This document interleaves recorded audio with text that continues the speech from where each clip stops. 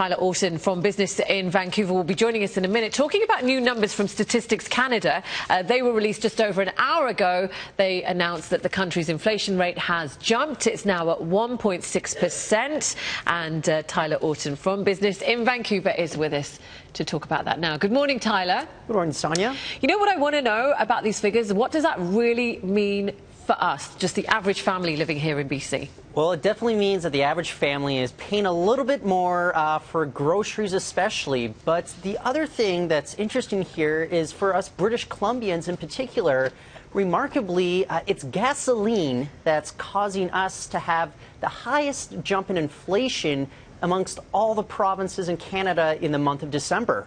Now, if we take a look at the numbers, I'll break it down for you because it's kind of important what's going on here. Now, in Canada, inflation went up 1.6%. In BC, it went up 1.9%. Now, if we strip away all those volatile figures like gasoline, which has seen a dramatic plunge, the core index is at 1.9%, which is very close to what the Bank of Canada wants it to be, of around 2%.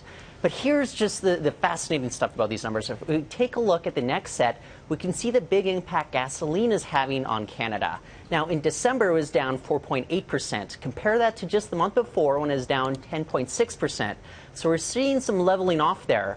But in British Columbia, now a lot of people are complaining about gas prices. We have every right to be moaning about this because it went up 4.4%. Look at how it's going down in the rest of Canada.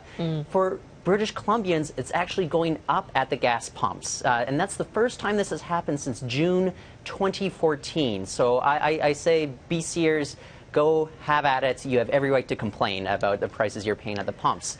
The other prices that you're paying more for, take a look at the next set of numbers. It's food. You know, if you're buying it in the stores, it's going up 4.8%. If you're buying it at the restaurants, it's going up 2.8%. Especially meats, it's very high now. It's 2.4%. We saw an overall jump in about 3.7% for food prices across Canada in the month of December. So Canadians, and especially British Columbians, what this means is that you are paying more at stores and at the pumps especially.